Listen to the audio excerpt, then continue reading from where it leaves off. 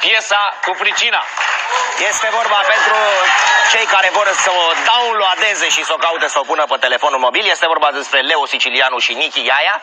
Așa? Este nu râdă, este pe 15 august pusă, urcată pe YouTube și până astăzi a strâns 445.000 de vizualizări.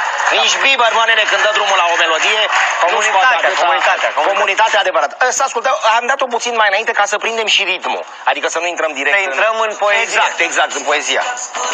Are culoarea pielii cum e ciocolata, e bronzată ca braziliata. Îi place ultimul, atrage banul, sau poate numele Leo Sicilianu. Are culoarea pielii cum e ciocolata. Atenție că ne apropiem de momentul culminant. Dar când vine, e refrenul sau? Îi place ultimul, atrage banul, sau Ia, poate numele aici ceasul frumos cu Leo Sicilianu. Lu. Atenție, acum ne concentrăm. Asta e refrenul. Să mor în tine, te văd, cât ești de bine.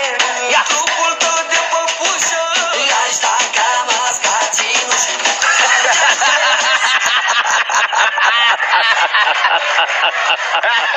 Haideți să facem împreună fișa de lectură pentru... Da. Deci, Deci, el Cătălin, ea Cătălina. da. Coordonata pământească. Lasă-ți lumea toată minte, dă cu totul mie. Da. Lasă-ți lumea asta toată minte, dă cu totul mie. El ce face? Demiurgul o cheamă în Ușă. în zona lui, da, în ușă care simbolizează trecerea spre apolinic. Da.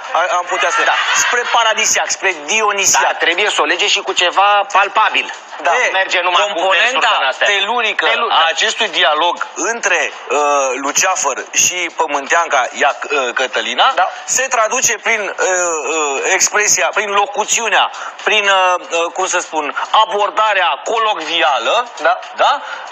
Sentimentul iubirii, sentimentul dragostei, fiorul, cât și transcederea, că asta e foarte important.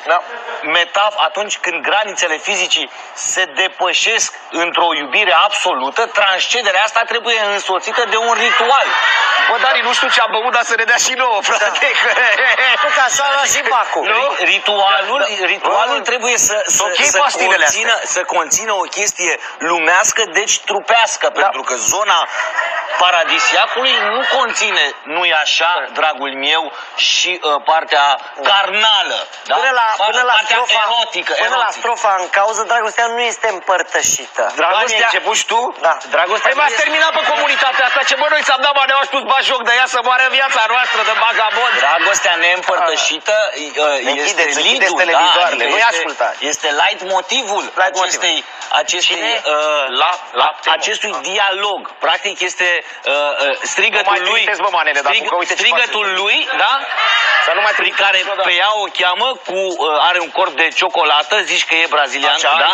Asta înseamnă descrierea, nu? Personajului. Trupului de păpușă, practic. El folosind o aliterație aproape, da? Spune în trupul tău de păpușă, aș da ca mascații în ușă, făcând astfel o comparație, nu-i așa? Realizând practic o metaforă în componenta telurică. Pentru prima oară într-o noapte în care ploua, în cenaclul Junimea, bineînțeles, Eminescu acolo prezent, era primul Caragiale, după aia venea Slavici la Titu Maiorescu și atunci au început ei să... Apropo de Titu Maiorescu, se pare că a venit un redactor la el și a zis: domnule, nu sunt plătit conform capacităților mele sau în acord cu capacități. În fine, nu sunt plătit așa cum potențialul meu o cere. Și Maiorescu îi răspunde: da, este adevărat, dar nici nu puteam să te las pe drumuri. Haideți să vedem împreună, haideți să deslușim împreună, Ilie Dobre. Iliuță Dobre, dar s-a dus naibii toată maneaua, practic. Ce să mai spun? Erotismul, care este... Ca să nu lăsăm la o parte antagonia zi, noapte, dragoste, ură și mascat, ușă. Foarte bine zice și... Unde ați fost, mă, în weekend? Dânsul. Mi-a plăcut la liceu, am făcut... De fapt, orice ne dădeai tot așa comentat. Deci voi ați denuncit o manea, practic, acum. Dar a dus naibii maneaua. O să bage manele la bac și nu e pregătit fitul. Vă rog încă o dată. Să-l trimiți la meditații, te rog. Eu mai dau o dată. un picuț, da? Băi, când ajunge și ați sesizat și ceasul cu Leo Sicilianu, da? Da, foarte tare. Ceasul branduit. Ceasul branduit. Leo Sicilianu. Înseamnă... Dar eu nu știu care e care, trebuie să-mi arăt. Nu contează, că nici noi nu știm. Dar încă o dată, vă rog. Costine! Maximum acum, să cadă boxele. Și acum... Perfect. Și mai este și tipul, nu l-ați remarcat deloc, tipul de la clarinet, de la ce e ăsta? În primul rând că se zice clanaret. Clanaret. Știți că Orson Welles zicea că un gentleman, este un tip care știe să cânte la oboi, dar nu arată.